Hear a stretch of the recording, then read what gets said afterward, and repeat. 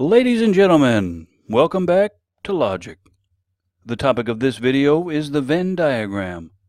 But first, I want to quickly talk about the Aristotelian versus the Boolean interpretation of categorical propositions.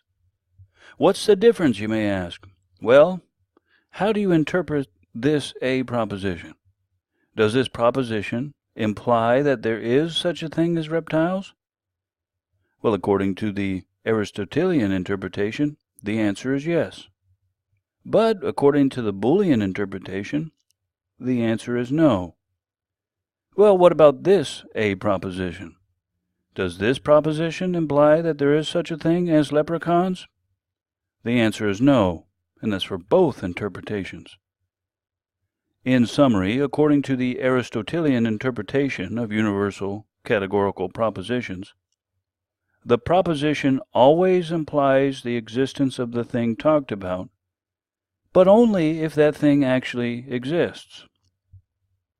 According to the Boolean interpretation of categorical propositions, the proposition never implies the existence of the thing talked about.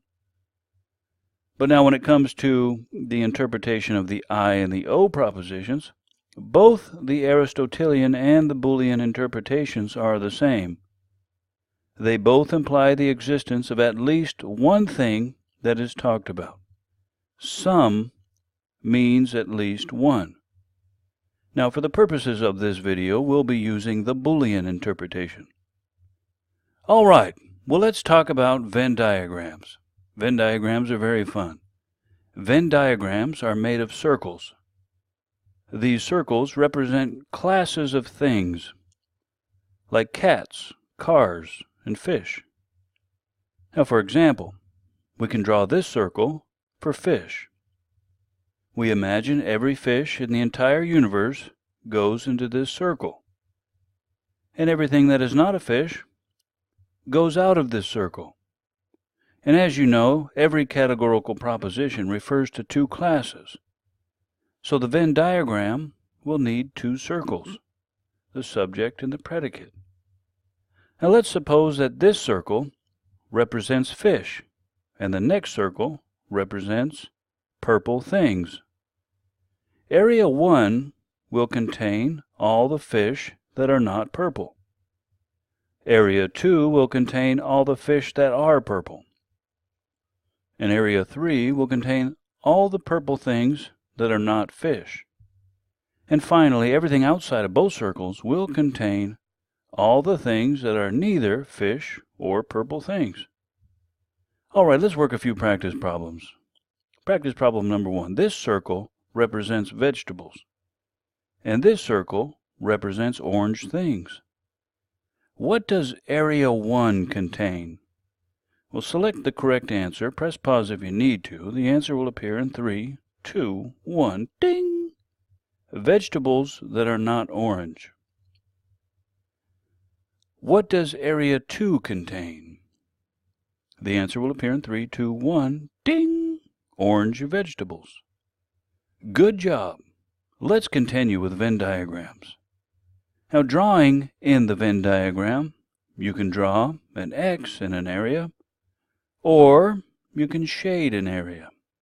If you put an X in an area, it means that something exists in this area. And when you shade an area, it means that the area is empty. For example, shading the left-hand part of the fish circle empties this area, and it pushes all the fish into the overlap area. However, notice that the fish must remain somewhere in the fish circle. And on the other hand, shading in an overlap area pushes the fish to the left and purple things to the right. Now, placing an X in the left-hand part of the fish circle means at least one thing exists there. Placing the X in the overlap area means at least one thing exists there. All right, well, let's work a few practice problems. What does the shaded area mean? Select the correct answer in 3, 2, 1. Ding! Nothing exists in an area that is shaded. Next practice problem. What do you know about the area containing the X? Select the correct answer. 3, 2, 1. Ding! An X is in an area, and this means at least one thing exists there. Good job on those practice problems. Let's now use the Venn diagram to represent categorical propositions. Let's look at an A proposition. Now this proposition asserts that all cats are inside the mammal's circle. This means that no cats are outside of the mammal's circle. So we shade the part that is outside of the mammal's circle, and this will push all the cats into the overlap area. Next, let's consider an E proposition. This proposition asserts that no cats or fish, so we shade the overlap area. This pushes all the cats into the left side of the cat circle.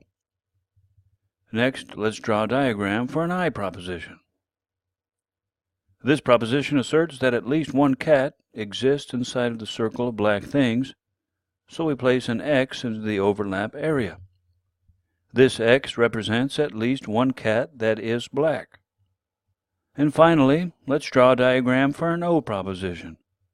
Now this proposition asserts that at least one cat exists outside of the circle of black things. So we place an X inside the part of the cat circle that lies just outside of the circle of black things. This X represents at least one cat that is not black. All right, let's work a few practice problems. Practice problem number 1. What must you do to diagram this proposition? Press pause if you need to. The answer will appear in 3, 2, 1. Ding! Shade an area. Next, which area must be shaded? The answer will appear in 3, 2, 1. Ding! Shade number 2, the overlap area. Next practice problem, what must you do to diagram this proposition? The answer will appear in 3, 2, 1. Ding! Place an X into an area. And which area does the X go? The answer in 3, 2, 1. Ding! Area 1. The X represents a dog that is not large. Next practice problem.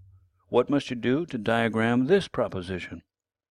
The answer will appear in 3, 2, 1. Ding! You must shade an area. And which area must be shaded? The answer will appear in 3, 2, 1. Ding! Area 1. This moves all the cats into the mammal's circle. And next practice problem. What must you do to diagram this proposition? The answer will appear in 3, 2, 1. Ding! You must place an X into an area.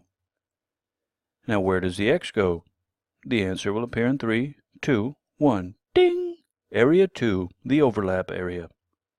Great job on those practice problems. Now, remember, universal propositions, they always require shading. And particular propositions always require an X. Now you're one step closer to receiving your blue belt in logic. See my other videos on logic. Comment, like, share, and subscribe. And have a great day.